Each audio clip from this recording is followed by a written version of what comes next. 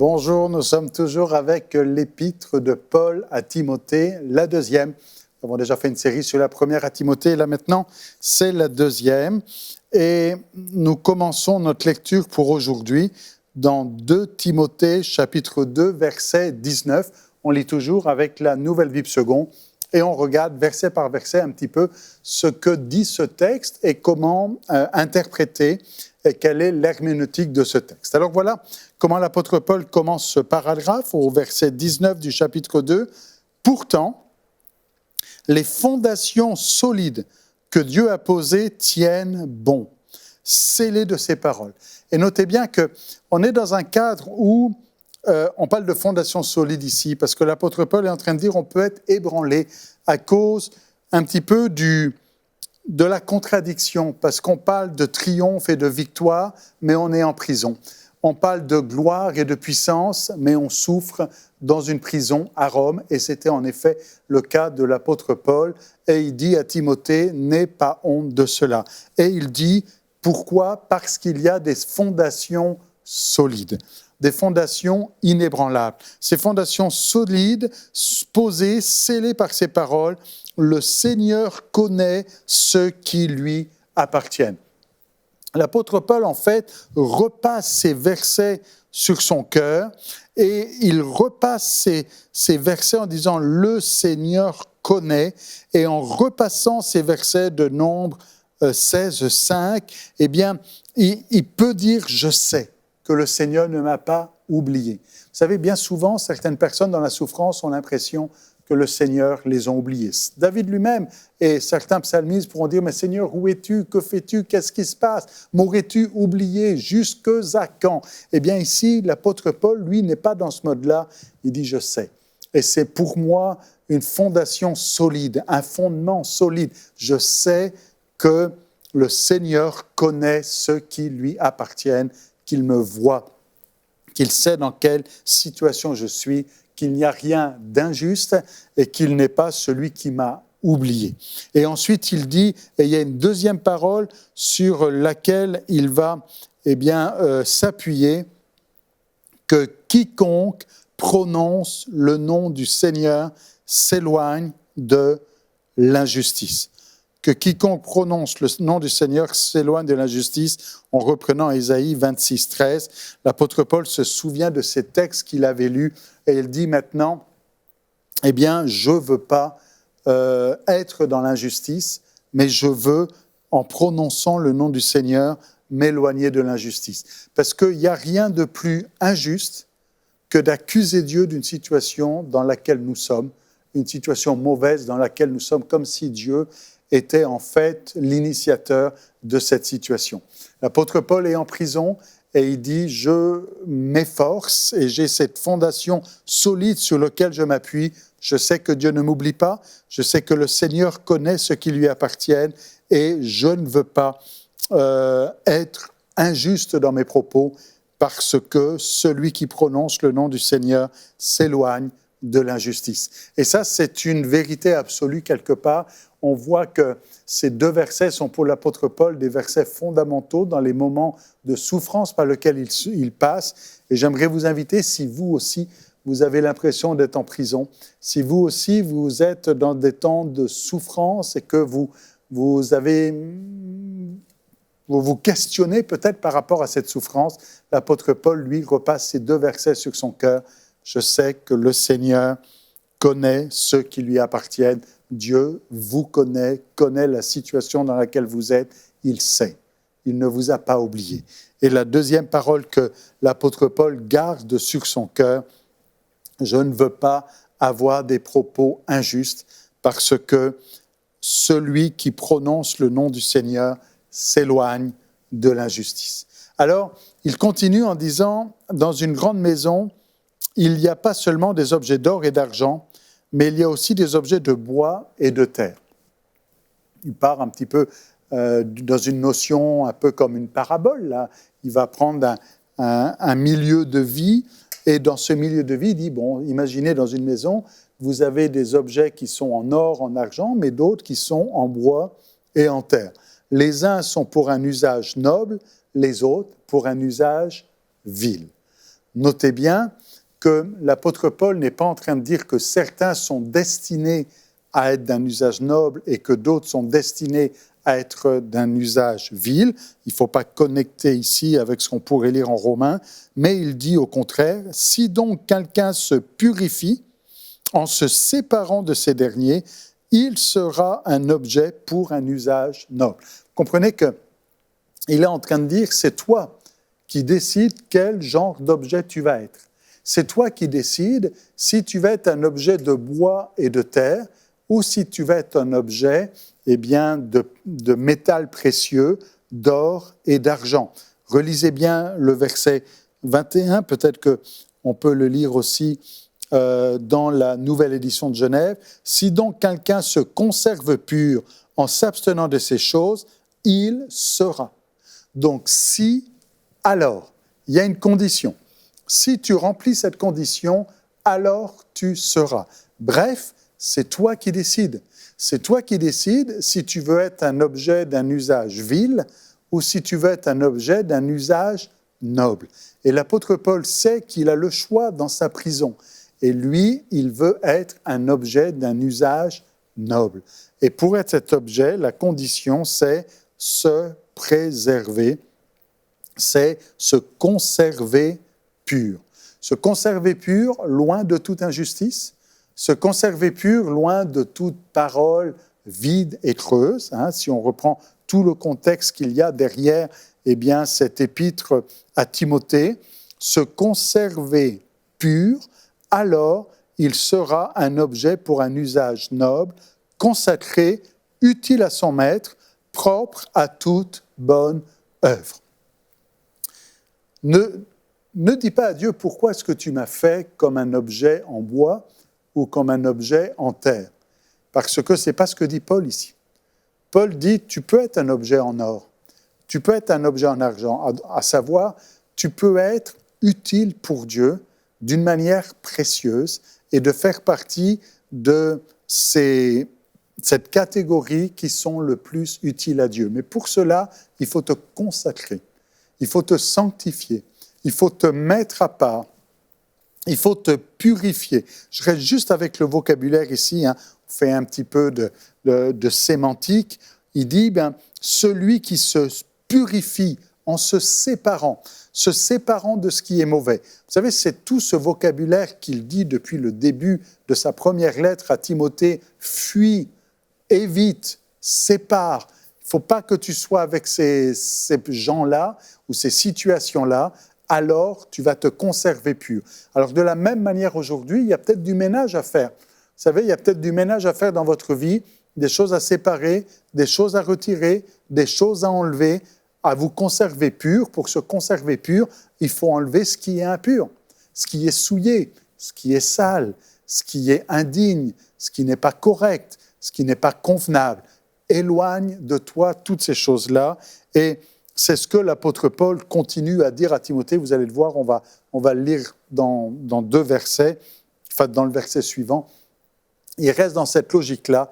Tu fuis ces choses, tu t'éloignes de ça et tu te sépares de ces choses, alors tu seras un objet pour un usage noble, consacré, utile à Dieu, propre à toute bonne œuvre. Bref, c'est entre vos mains que ça se passe. C'est vous qui décidez. Ce n'est pas Dieu qui va décider que l'un va être d'un usage noble et que l'autre va être d'un usage vil. En fait, il prend celui qui est consacré, celui qui est purifié, celui qui se sépare des choses mauvaises. Alors, aujourd'hui, c'est ta responsabilité. Approche-toi de Dieu. C'est la piété dont il était question dans la première lettre de Paul à Timothée. D'être dans cette piété, dans cette consécration, dans cet attachement à Dieu. Et notez bien, c'est ce qu'il dit au verset 22, c'est vraiment la suite logique et la continuation ici. Il dit au verset 22, « Fuis les désirs de la jeunesse ». Vous voyez, fuis les désirs de la jeunesse. Il est en train de dire, il faut se séparer, il faut fuir. Tu fuis le désir de la jeunesse et tu poursuis plutôt la justice, la foi, l'amour et la paix. Et personnellement, j'aime ce genre de phrase où en fait l'apôtre Paul n'a pas besoin d'expliquer c'est quoi les désirs de la jeunesse. Parce que franchement, ce n'est pas forcément nécessaire de mettre toute une liste ici et de dire à ceux qui sont jeunes ou à ceux qui pourraient ressembler à Timothée, il faut que tu fuis ceci, ceci, ceci, ceci et cela, et faire toute une liste de mauvaises choses. L'apôtre Paul préfère parler des bonnes choses que des mauvaises. Et je pense que c'est une bonne position à avoir en ce qui nous concerne. Personnellement, moi, je veux vivre là-dedans et je vous encourage à le faire, à plutôt vous nourrir des bonnes paroles que des mauvaises, à plutôt encourager à ce qui est bien que d'aller dans une liste de tout ce qui est mauvais. Et l'apôtre Paul dit « Fuis les désirs de la jeunesse ». Il ne précise pas ce que c'est. Laissez-moi vous dire que Timothée est bien conscient de ce que c'est et puis que ceux qui m'entendent sont bien conscients de ce que ça peut être, et pour chacun, ça peut être quelque chose de différent, mais il dit « poursuis », voilà ton objectif. Poursuis la justice. Ne pas être dans l'injustice, c'est le verset qui resserre sur son cœur, que quiconque prononce le nom du Seigneur s'éloigne de l'injustice. Donc poursuis la justice, la foi, l'amour, la paix, avec ceux qui invoquent le Seigneur d'un cœur pur. Ne rentre pas dans des discours inutiles, mais poursuis la justice, la foi, l'amour, la paix avec ceux qui invoquent le Seigneur d'un cœur pur. Repousse les débats extravagants, toujours le même thème. Tu ne peux pas faire les deux à la fois. Soit tu es dans du débat, dans des querelles, soit tu es dans la recherche de la foi, la justice, l'amour et la paix. Repousse les débats extravagants et ineptes, sachant qu'ils font naître des querelles. Or, un esclave du Seigneur, c'est le doulos ici, certains ont traduit un serviteur du Seigneur, un esclave du Seigneur ne doit pas se quereller. L'apôtre Paul est formel. Comment est-ce que tu peux être un serviteur de Dieu et te quereller? Vous savez, des fois, il y en a qui sont spécialistes dans la querelle et ils pensent bien faire en pensant que c'est une sainte querelle. Mais l'apôtre Paul dit clairement, puis écoutez, c'est écrit noir sur blanc, un serviteur du Seigneur. Alors, or, il ne faut pas qu'un serviteur du Seigneur ait des querelles. Il ne faut pas. C'est pas plus compliqué que ça, et je vous encourage aujourd'hui à dire la querelle ne doit même pas être nommée parmi vous, ne doit même pas faire partie de votre mode de vie. On n'est pas là pour se quereller. Mais certains vont dire, oui, mais il y a des choses, frère, on ne peut pas laisser faire. Mais justement, annonce ce qui est bon, ce qui est juste, ce qui est droit, ce qui est vrai, ce qui est amour, ce qui est foi, ce qui est paix, ce qui est justice. Et c'est ce qu'il dit. Il ne doit pas se quereller, au contraire, il doit être affable. Il doit être bon, affable, patient, affable envers tous, apte à enseigner. Vous voyez, pour l'apôtre Paul, l'enseignement ici, et puis c'est le thème des deux épîtres, l'enseignement, c'est le remède, avoir un bon enseignement, apte à enseigner, prêt à supporter le mal. Peut-être que ça, c'est le genre de choses où celui qui se querelle, c'est justement parce qu'il n'est pas prêt à supporter le mal. Qu'il corrige avec douceur. Il ne dit pas de foncer dans le tas. Il dit de corriger avec douceur les contradicteurs au cas où Dieu leur donnerait de changer radicalement pour parvenir à la connaissance de la vérité. Je relis ça dans la nouvelle édition de Genève. Il doit redresser avec douceur les adversaires dans l'espérance que Dieu leur donnera la repentance pour arriver à la connaissance de la vérité. Il est en train de dire, si vous foncez dans le tas, si vous êtes en train de couper, trancher, couper les têtes, comment voulez-vous que la personne se repente et revienne dans la vérité? Faites-le avec douceur, faites-le avec amour, pour donner aux adversaires, aux contradicteurs, la capacité, la possibilité de pouvoir se repentir, changer radicalement et revenir à la connaissance de la vérité, de revenir à leur bon sens et de se dégager des pièges du diable qui les a pris pour les soumettre à sa volonté. Vous voyez, l'apôtre Paul fait même ici état de compassion.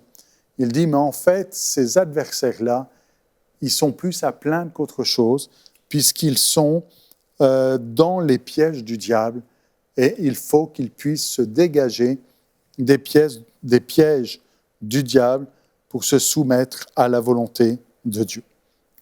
Et au chapitre 3, l'apôtre Paul parle des derniers jours et évidemment, il parle à Timothée et on sent que l'apôtre Paul trouve sa génération dans cette définition-là.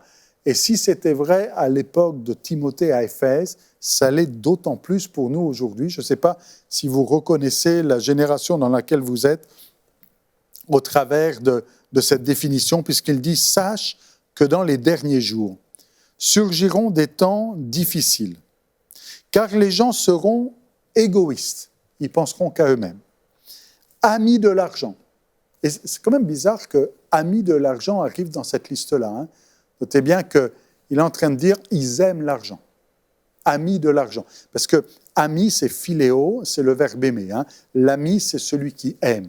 Il est ami de l'argent, fanfaron, orgueilleux, blasphémateur, rebelle envers leurs parents, ingrat, sacrilège, insensible, implacable, médisant, sans maîtrise de soi, cruel, ennemi du bien, traître, emporté, aveuglé par l'orgueil, un thème qu'on a déjà retrouvé, amis du plaisir plus que de Dieu, ils garderont la forme extérieure de la piété, mais ils en renieront la puissance. Éloigne-toi de ces gens-là. L'apôtre Paul dit, tu vois, il y a des gens ici qui ont la forme de la piété, des gens qui ont l'extérieur de la piété, des gens qui, à l'extérieur, sont des bons chrétiens, des gens qui, à l'extérieur, se proclament chrétiens. C'est ce qu'il dit ici. C'est ce que Jésus appellera l'apostasie. Vous savez, ce fait de renier sa foi, d'avoir une foi qui n'est plus pure, qui n'est plus vraie, et d'être dans l'hypocrisie de la foi telle qu'elle a été mentionnée au début de cet épître et de la précédente. Il garde la forme extérieure de la piété, la forme extérieure de la piété, l'apparence de la piété, mais à l'intérieur, vous savez, quand on a l'apparence, mais qu'on n'est pas vrai, ça s'appelle de l'hypocrisie. Ils gardent l'extérieur de la piété, mais ils en renient la puissance. Et aujourd'hui, c'est encore un message de puissance que nous voulons proclamer. La puissance de Dieu. L'apôtre Paul dit « j'ai pas honte de l'Évangile ». Il écrit aux Romains, il dit « j'ai pas honte de l'Évangile ». C'est la puissance de Dieu pour le salut de quiconque croit. Il n'a pas honte de cet Évangile qui est puissant. Ce n'est pas quelque chose qui a une forme extérieure religieuse. Quand on est juste dans l'extérieur, on est dans une religion, dans une forme religieuse, où on va, par habitude, par tradition et par religion, opérer de telle et telle manière.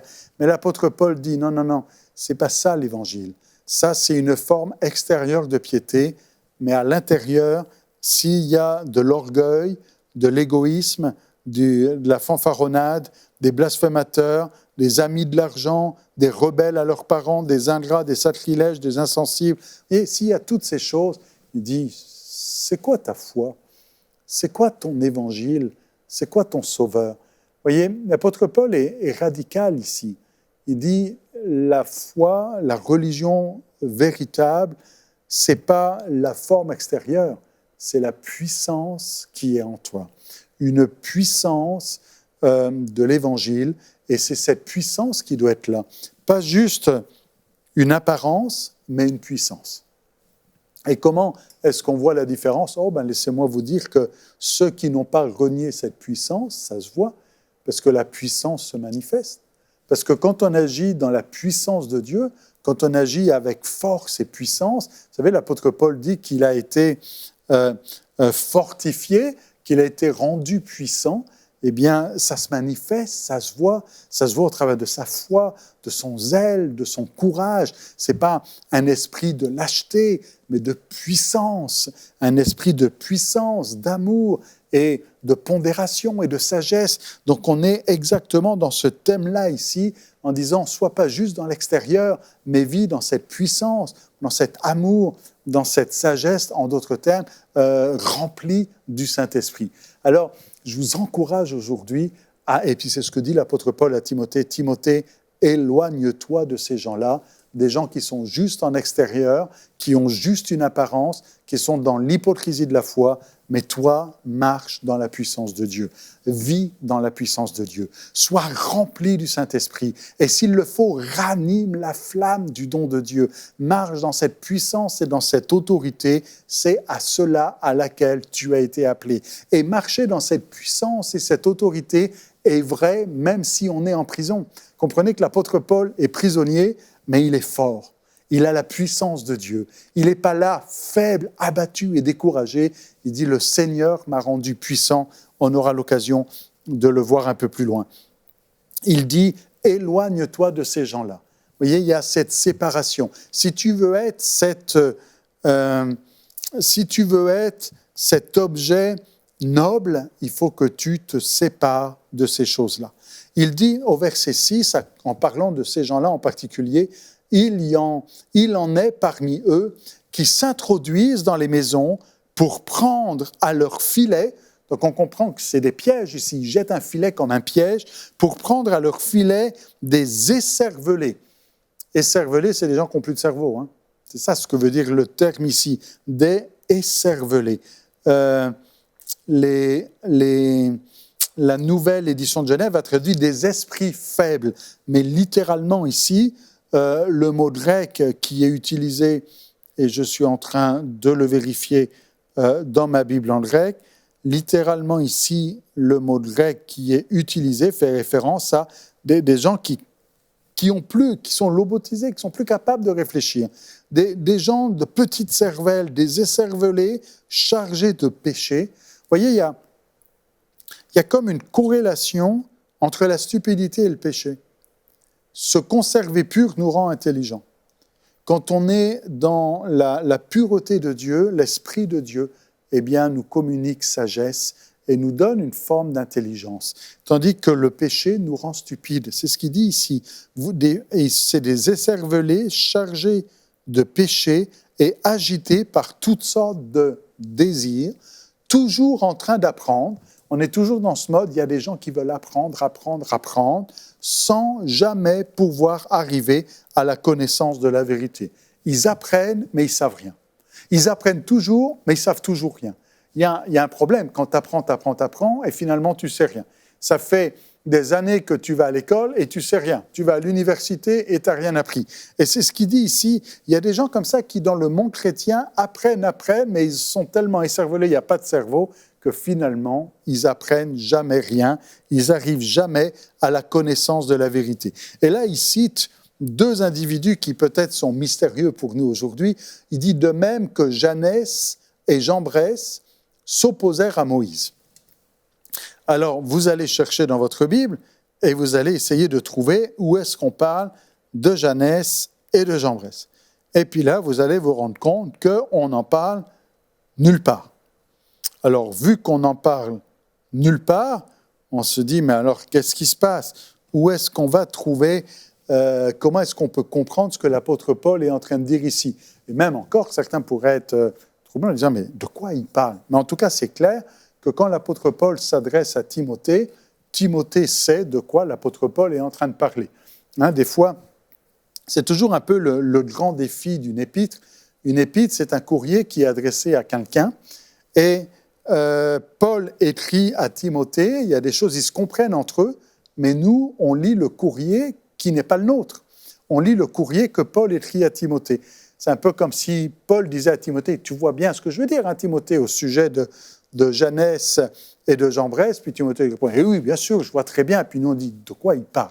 Alors évidemment, pour nous, c'est plus mystérieux, mais en faisant un peu de recherche, on peut trouver ces deux personnages dans la littérature judaïque, et particulièrement dans les Talmuds, et puis aussi dans des commentaires bibliques de cette époque-là, c'est-à-dire des Targums. Les Targums, il y a le texte écrit de l'Ancien Testament, et ensuite il y a une traduction avec des commentaires. Et dans les Targums, on retrouve ces deux noms qui vont faire référence, eh bien, à ce passage dans Exode chapitre 7, verset 10, où Moïse arrive avec son bâton, il le jette par terre, le bâton se transforme en serpent. Et ensuite, Pharaon fait venir des magiciens qui vont faire la même chose. Et donc, la tradition juive a donné comme nom Jannes et Jambres à ces deux hommes-là. Un peu comme, vous savez, quand on parle des mages, il n'y a marqué nulle part comment ils s'appellent, mais la tradition les appelle Melchior, Balthazar et Gaspard. On sait que ce n'est pas forcément leur nom, mais en tout cas, c'était à peu près le même système ici avec ces deux personnages-là. Donc Moïse fait un signe et on a des magiciens égyptiens qui vont faire un signe pour s'opposer et contrefaire le signe de Moïse en disant qu'eux aussi sont capables. Évidemment, vous connaissez la suite du récit, comment le serpent de Moïse va manger les deux autres et les autres de ses opposants. Mais on les cite ici, alors bon, on comprend donc maintenant de quelle histoire il s'agit. Donc on est dans une opposition d'autorité. Moïse est en train de dire « laisse aller mon peuple au Pharaon » et il y en a qui s'opposent à la vérité. On est avec des magiciens d'une fausse magie qui s'opposent à la puissance de Dieu et qui veulent montrer que leur puissance est égale à celle de Dieu. Et évidemment, on a le vrai et le faux qui est là. Ce sont des gens, dit l'apôtre Paul, à l'intelligence pervertie, inaptes à l'épreuve de la foi. Quand même assez spécial. Alors ici, il fait référence à ceux qui, de même que Jannes et Jambres, donc à ces gens qui veulent apprendre sans jamais arriver à la parole de la vérité, à ces gens qui s'obstinent et qui s'opposent. Eh bien, il dit, ce sont des gens qui ont une intelligence pervertie, et ce qui est triste, c'est qu'ils sont inaptes à l'épreuve de la foi. C'est-à-dire que des gens, ça marche tant qu'il n'y a pas d'épreuve. Mais dès qu'ils passent le test de la foi et qu'ils sont éprouvés, leur foi chute. Dès qu'il y a un moment difficile, un moment dur, et l'apôtre Paul est en prison, je vous le rappelle, et il dit qu'il souffre, et souffre avec moi, donc c'est qu'il souffre, et il dit si la foi de Paul peut tenir, c'est parce qu'il a une foi solide. Mais si tu es dans le mode de ces gens qui sont toujours en train d'apprendre sans jamais arriver à la connaissance de la vérité, tu es inapte à l'épreuve de la foi. Et c'est pour ça que beaucoup ne réussissent pas cette épreuve de la foi, parce qu'on apprend, on cherche à apprendre sans jamais arriver à cette connaissance. Mais ils ne feront plus de progrès car leur stupidité sera évidente pour tous, comme le fut celle de ces deux hommes. Et la stupidité est révélée au travers de l'épreuve de la foi. Et on reconnaît comme ça certaines personnes qui ont des grands discours, des grandes paroles, et qui entraînent des mondes dans une fausse science, mais quand arrive le moment difficile, c'est là que la stupidité devient évidente. Alors, c'est ce que dit l'apôtre Paul à Timothée, c'est tout simplement le texte qui est ici, on se l'approprie pour nous aujourd'hui, je vous laisse méditer là-dessus en disant que jamais, au grand jamais, nous soyons comme ces gens-là, mais que nous soyons, qu'on puisse fuir ces choses, fuir ces gens, fuir tous ces principes-là et rechercher la justice, la foi, l'amour et la paix. Que Dieu vous bénisse. On se retrouve demain pour continuer la deuxième aux Timothée.